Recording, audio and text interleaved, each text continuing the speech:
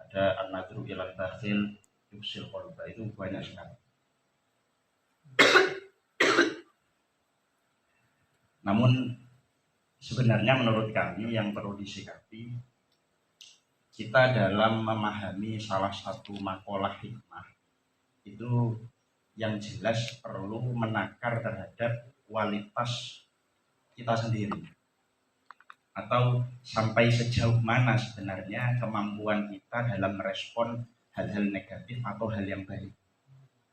Tidak semuanya urusan an-nadru ilal fusaq itu yuksil qalba bisa digeneralisir, berarti siapapun kalau melihat orang fasik hatinya langsung atos gitu.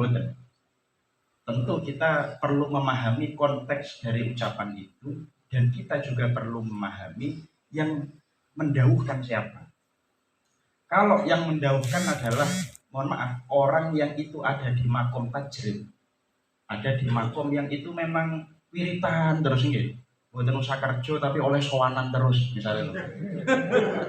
Kasus makome Gus Ali, Haidar gitu. Jadi itu kan nggak perlu kerja kemana-mana, tapi sudah dapat. Kok seandainya keluar justru akan berpengaruh terhadap adanya sifat-sifat buruk yang ada pada dirinya sendiri. Jadi ini terus terang, dulu ketika saya masih awal-awal mondok ada pada fase itu. Nun sewu ketika di pondok sering sinau, empem dan lain sebagainya, keluar kalau Lirboyo dulu itu ada Jumat manis ya. Jumat legi ya. Sami. Jumat muda ya. Jumat muda itu keluar, mohon maaf, ngelihat awal-awal itu saya ngelihat ada perempuan lewat, saya merem itu. Dan itu awal-awal ya. Dan itu ternyata efektif, mohon maaf. Itu ternyata efektif dalam aspek kita tambah semakin mempeng, kita nggak terganggu gitu ya. Kita nggak terganggu. Tapi lama-kelamaan ketika saya sudah naik kelas, nyampe aliyah, nyampe mahat ali dan lain sebagainya, ini kita tidak terlalu kaget dengan sesuatu yang itu sifatnya negatif. Ya. Bahkan akhirnya kita ada dalam fase bukan orang yang introvert. Kalau istilah sekarang itu introvert, ada extrovert. Nah, niki pernah suatu ketika saya sudah pulang ya. Waktu itu abah saya wafat, dan itu kebetulan orang-orang yang dulu itu cangkruknya sama abah saya itu pindah ke saya. Dan rupanya orang-orang itu, mohon maaf, biasa ikut orang-orang yang itu perbuatannya sesuatu yang itu negatif lah, secara sosial buruk. Kayak misal pengedar obat-obatan dan lain sebagainya. Sampai itu ada orang yang biasa ikut saya itu awal-awal ya. Sholat, ya Pak. Sholat, gerakan sholatnya tuh kayak masih awam banget. Mau rukuk itu bingung, gitu ya. Habis itu i'tidal bingung. Kayak jarang sekali sholat. Dan ketika setelah sholat ya, saya beli silok. Teman saya juga beli silok, terus tanya itu ke saya, ngapunten Mas, nek misalnya mantun wudhu, sholat terus mangan cilok, niki kira-kira wudhuke batal napa mboten? Itu kan ada pada tahapan saking seringnya melakukan sesuatu yang buruk ya, sampai semacam awam sekali. Dan benar ternyata apa? Ternyata benar. Berkumpul dengan orang-orang yang sejenis semacam itu, kalau itu masih tahapan awal-awal, sangat berpengaruh terhadap goyangnya semangat kita dalam ibadah ataupun belajar.